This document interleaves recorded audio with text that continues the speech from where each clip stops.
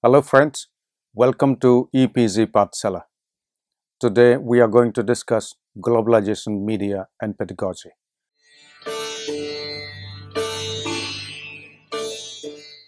This first presentation is part of your paper, Media and Globalization.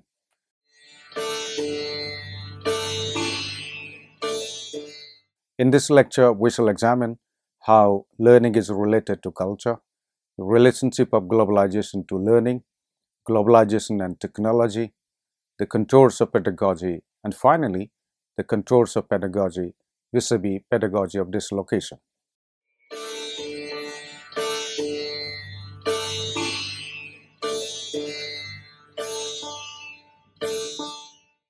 As you may already know, globalization is a phenomenon of the late 20th century, whereby the countries have become interdependent, more culturally exclusive, and defied the restrictions to spatial communication, in which information and communication technology (ICTs) have played a significant role.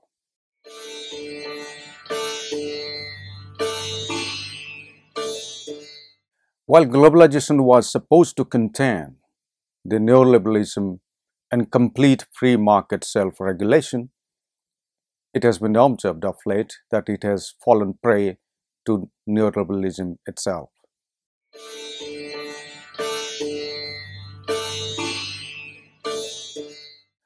In this process, it has engulfed the media industry and mediated communication, as also that media and technology have furthered the cause of globalization.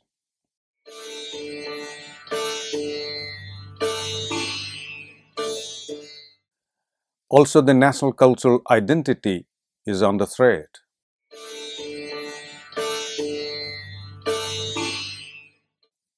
As you may probably know, culture is the basis of learning. Culture dictates curriculum. Culture affects how children and adults learn in context. And teaching learning is based on cultural artifacts and cultural community of practice.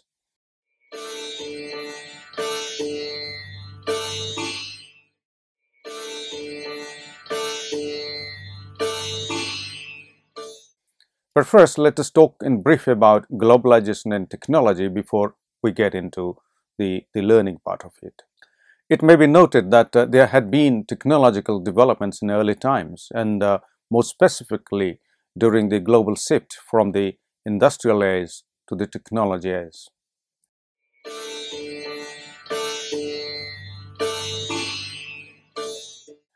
Globalization coined the term information age, and due to further developments in information and communications technology, and especially the internet, there have been tremendous developments in ICT itself.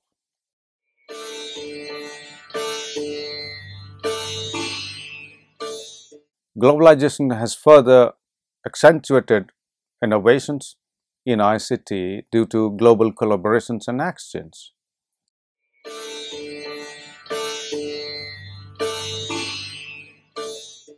Well, technological proliferation is as much a product of globalization as a receiver of it too.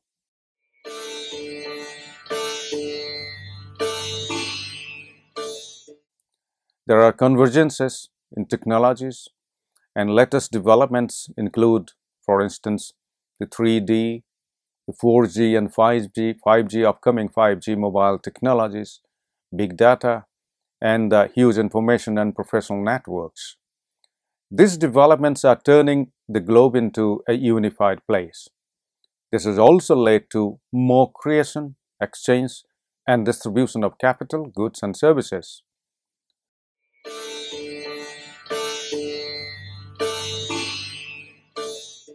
In the process, higher education, which was part of public economy, has now shifted towards technology-driven economy, in which the perceptions and power relations have made significant shifts towards the nations which are judiciously using ICTs for development.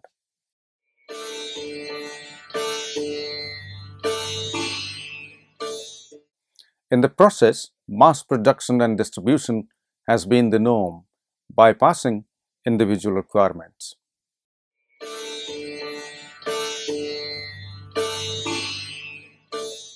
Technological developments have got into every aspect of higher education today: teaching, learning, and organization and management.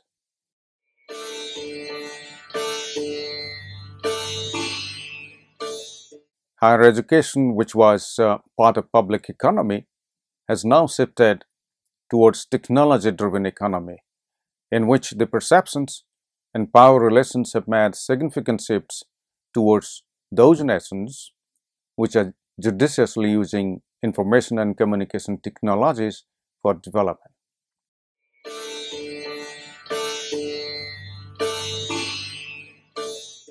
In the process, mass production and distribution has been the norm, bypassing, of course, the individual requirement.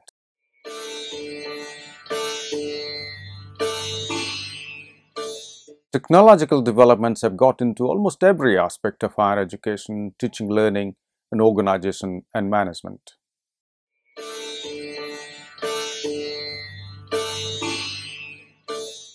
They have also led to changing aspirations and priorities of the people, the changing educational engagements to deal with newer possibilities, problems, and innovations.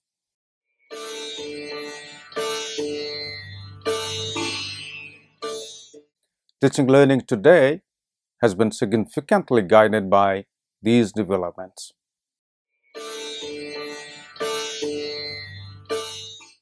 Most of the institutions, almost all, are affected by these developments. Inasmuch as technology is providing individual freedom to proceed through individually charted pathways of learning, this has, on the other hand, led to centralized and mechanized process of control and management and governance by institutions.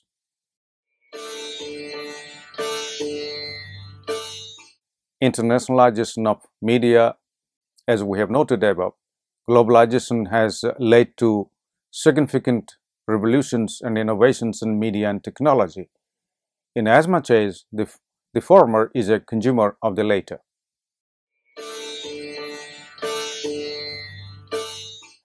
There are tremendous developments in network technology today and also network learning, which we shall discuss in another lecture in this series. Information and communication technologies have facilitated delivery of education and training from anywhere and at any time to anywhere and at any time.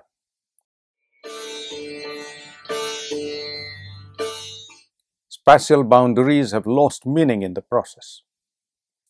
In earlier forms of broadcasting and telecommunications, there had been the practice of communication across borders too. However, the new developments in media and technology have speeded up through multi-channels within what is called an information network.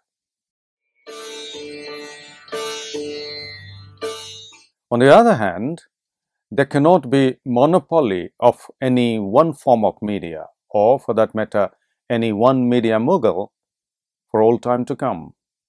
Over and above, respective governments still have the power and autonomy to regulate the interplay of both national and global media.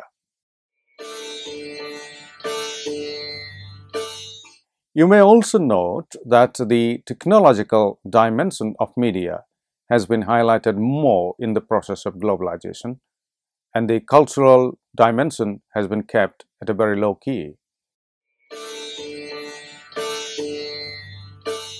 The upcoming discussion on pedagogy of dislocation that we will do later, especially in the context of cross-border delivery of education and training, raises the issue of culture and identity in the process of teaching learning.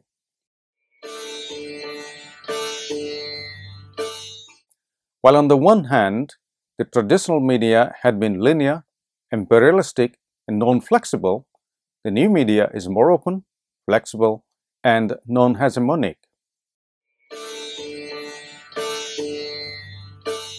In spite of these media characteristics, there are attempts that there are unidirectional cultural flows from the Western, especially American, world to the rest of the globe, that there is standardization of learning resources and also standardization of learning, and that cultural identities are suppressed due largely to what is called McDonaldization of lifestyle.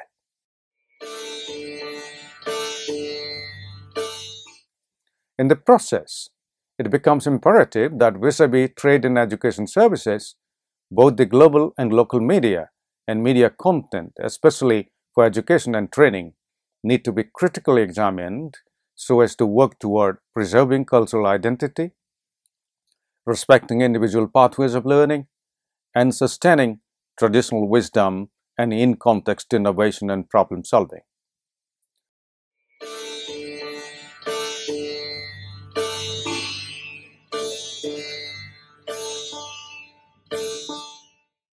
Now, let us talk a little more about cross-cultural learning, how culture affects learning. Globalization has influenced cultures of almost all societies and even countries, and media, that is both traditional and new media, they have played a prominent role in this influence.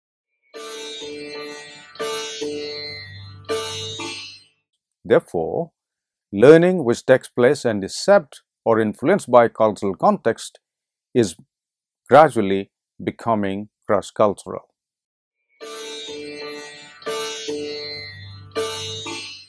In the process of globalization, while on the one hand there is pressure to conform to the hegemonic Western culture and ways of learning, on the other hand, there is also crisis in the certainties that existed in the mental framework of communities of people, and there is crisis in individual and community identity too.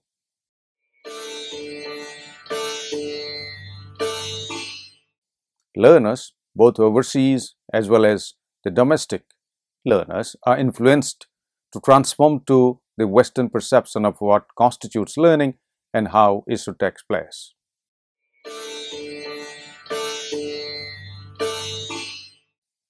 Globalization impacts culture, ideology, media, technology, and curriculum.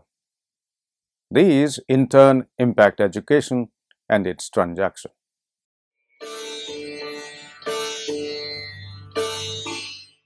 Further, it has also brought in new international travelers and migrants, especially in post-colonial times. They include laborers, professionals, consultants, refugees, tourists, and so on.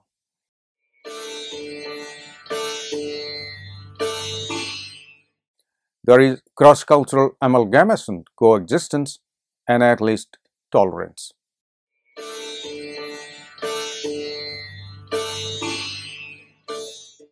And over a period of time, there is cross-cultural convergence. There is nothing like cultural exclusivity today, since people, especially younger generation as students, are exposed to global media contents and therefore through them to the cultures of other nations.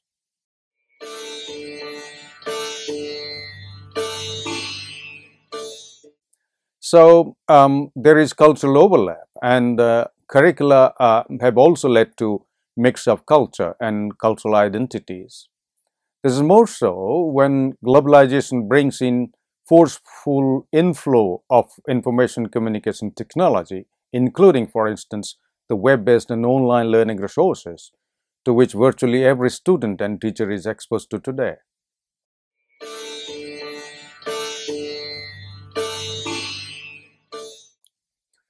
As you know, learning takes place in context, and therefore learning is a social activity, though individuals construct their own meaning and negotiate within the learning community.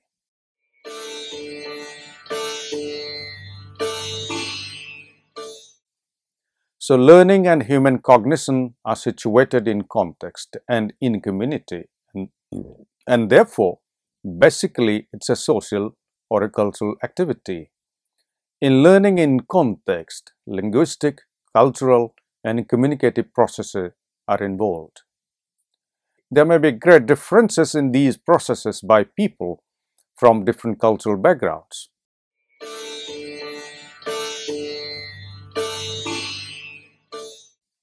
For instance, Anita Pincus in 2001 gives a comparison between the Australian Aboriginals and the white, generally known as Westerners in the Third World. The Aboriginals in Australia consider knowledge as private, learning as continuity of the past, and that curiosity and questioning are rewarded, they are not encouraged.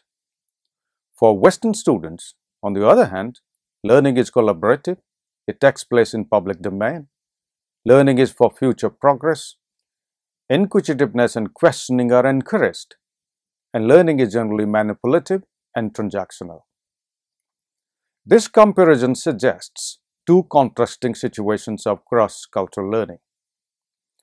In another example, for instance, take the Chinese learners, where culturally learning involves conforming to authority, while in case of Indian learners, learning is more individualistic without any culture of discourse or collaboration, which is reflected in today's higher education.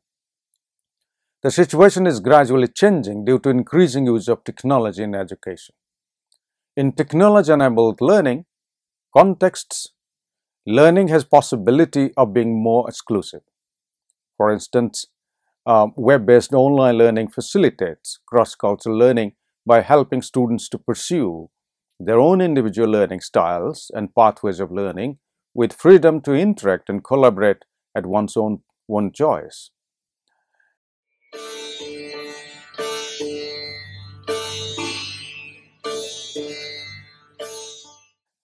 Such kind of networked learning involves constructivist model of education in which collaborative engagement is essential. However, it has been observed that as a matter of cultural practice, overseas students do not engage in collaborative learning while studying in Western institutions and cultures. Therefore, here cultural literacy assumes importance in which meaning is continuously negotiated and invariance in perspective is appreciated in a dynamic process of what is called lifelong learning. The problem is arising more today that in the process of globalization, while global learning demands acquisition of knowledge and skills necessary for employability, economic growth, and global prosperity, on the other hand, the cultural ethos of nation-states demands continuation of the well-established and well-respected cultural identity and liberal humanism which long dominated the institutions of higher learning.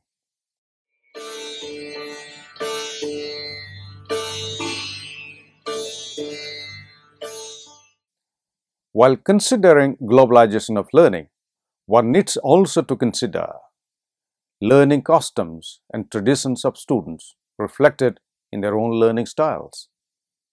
This can be made as the base for designing learning content, methods of teaching and learning, use of media, design of assessment, and so on. There must be matching between the global or overseas providers' arrangements with the expectations of the local communities of practice or the local communities of learners. To conclude this discussion, it may be noted that when we say that globalization brings in or is based on global connectivity, there is every possibility that there is cultural exchange across nations and therefore cultural openness and contradiction.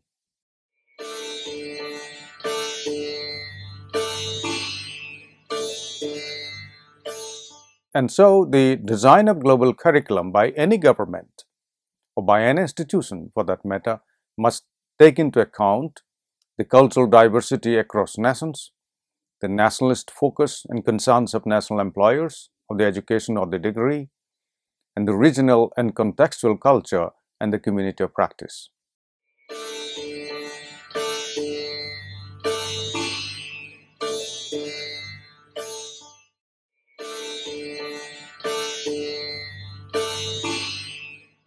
Let us talk a little more about pedagogy.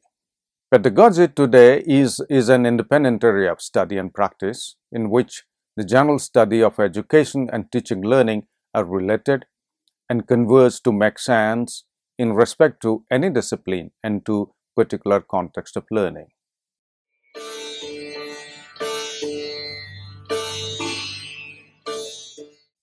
Traditionally, pedagogy implies the science of teaching, and andragogy involves the art of facilitation of learning. In some instances, it indicates direct instruction by the teacher, and in other cases, it also includes morality and common good.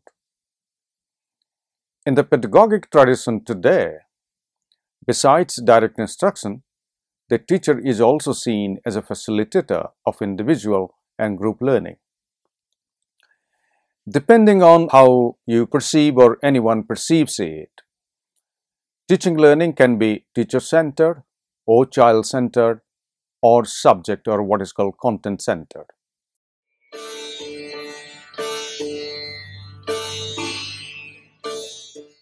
Alexander in 2009 underlines that while pedagogy could mean discourse, teaching could be considered as an act.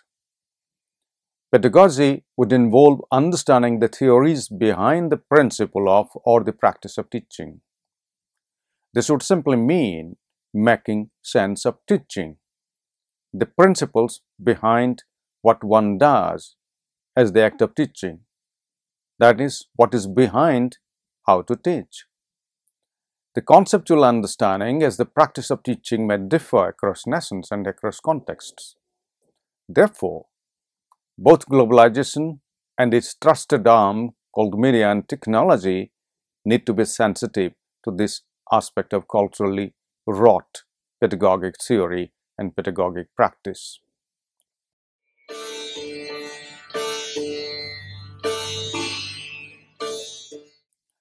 A formation definition of pedagogy is provided by Alexander in 2009, and I quote, "Pedagogy is the observable act of teaching together with its attendant discourse of educational theories, values, evidence, and justifications.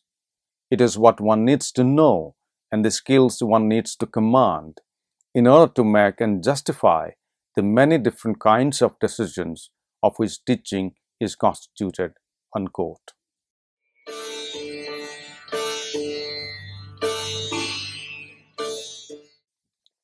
While the relationship between pedagogy and teaching is evident from this definition, she further distinguishes between pedagogy as practice and pedagogy as ideas.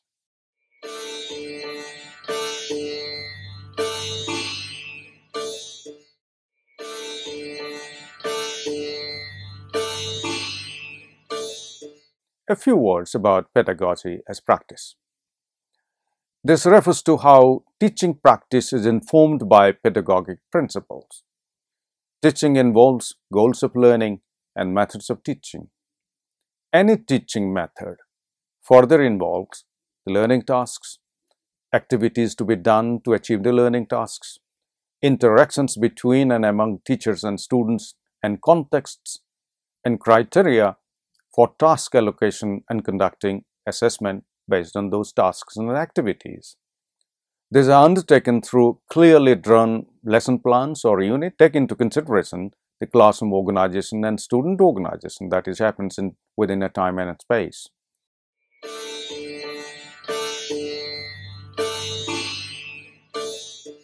Now about pedagogy of ideas.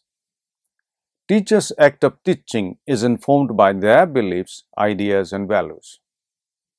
The ideas and values center around learners, learning, and teaching, as also influenced by the context, the system, the policy, and the culture, individual as well as collective culture.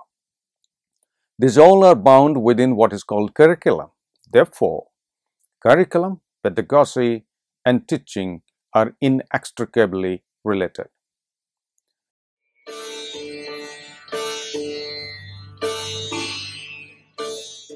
Finally, let us talk about pedagogy of dislocation.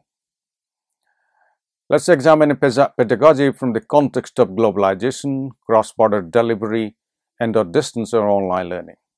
We bring in the seminal work by Edwards and Nurse in 1997, who analyzed the process of globalization and based on these, reconceptualize pedagogy. They point out that in the context of globalization and pedagogy, boundaries, space, and place assume considerable importance. At the backdrop of the critical emancipatory as well as feminist pedagogies of location and relocation, they propose the case of pedagogy of dislocation. Due to multiplicity of locations, multiple identities can emanate from the state of dislocation. Therefore, ambivalent pedagogy or pedagogy of ambivalence can best represent the pedagogy of dislocation.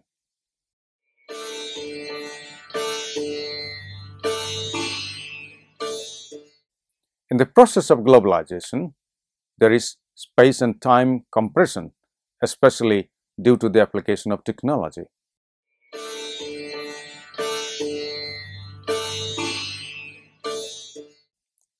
In spite of greater flow of goods and images, there is the question of location, which interprets these services and images, and location is very important.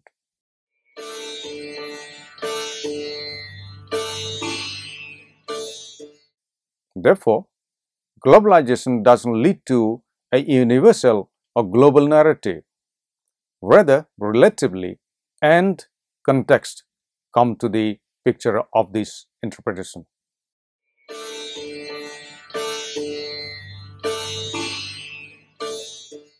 However, the development of knowledge as legitimate cross borders to be taken universal and applied and adopted by educational institutions across the globe. Crossing national boundaries or national borders, there is formulation of global borders of knowledge, and that which doesn't fall within the legitimate boundaries and bounded legitimacy is excluded from this discourse. And therefore, education, instead of transmitting the national culture, serves the interest of the global economy. This is more pronounced in case of open learning or distance learning or online learning, where ICTs plays a very significant role, which conform to or aim at global markets and therefore standardization of knowledge. In the process, the traditional forms of pedagogy, which are culture specific, become universal pedagogy delivered through electronic mediation. And this leads to problems of authentication of the creator of learning and the process of learning.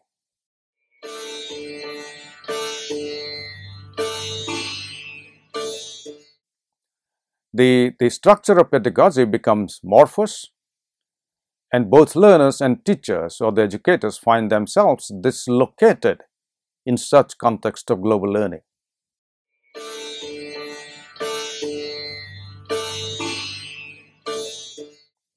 The context of all education, or for that matter all learning, is flexible and heterogeneous. It could be due to gender or class in a domestic classroom, or due to cross-border education or delivery in a global or overseas classroom. The location being discursive, there is possibility of different identities, and also that the relationship between identity and diversity can be problematic.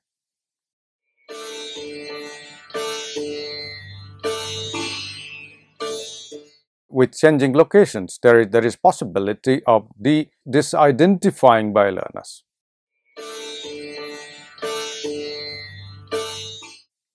So, within the range of locations and dislocations, pedagogy needs to be negotiated all the time, in fact, each time. Pedagogical work involves, therefore, negotiation of meaning making due to changing goals, changing contexts, changing values, and changing roles. Since pedagogy is generally conceived within a framework of fixed time and space, globalization brings in deterritorialization and therefore pedagogic shifts. The authors put straight that the reflexive pedagogy of dislocation acts both as an analytic tool and a form of practice. So there is identification with existing meaning, counter-identification through disruption of meanings, and finally, disidentification against existing meanings and practices.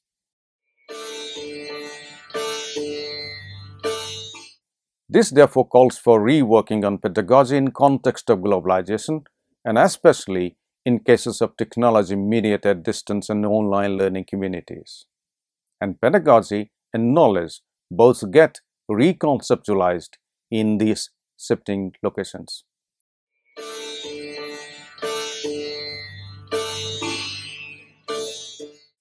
So friends, now we have come to the conclusion. Let us now sum up what we have learned in this lecture. We have discussed in this lecture about the relationship between culture and learning, and the disturbing and or shifting spaces of or dislocations in cross-cultural and cross-border learning.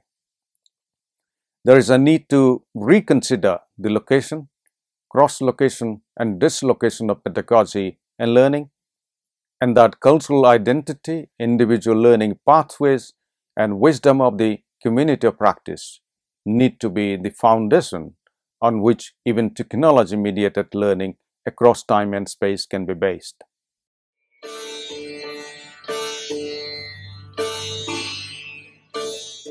International media vis-a-vis education and pedagogy needs to take these into consideration for productive and sustainable globalization and global learning. This brings us to the end. I hope you enjoyed the lecture. You are advised to read the e-texts suggested very carefully. Do attempt the questions in the self-evaluation quadrant. And for further readings, suggestions, please refer to the extended reading list. Hope you enjoyed this presentation. Thank you.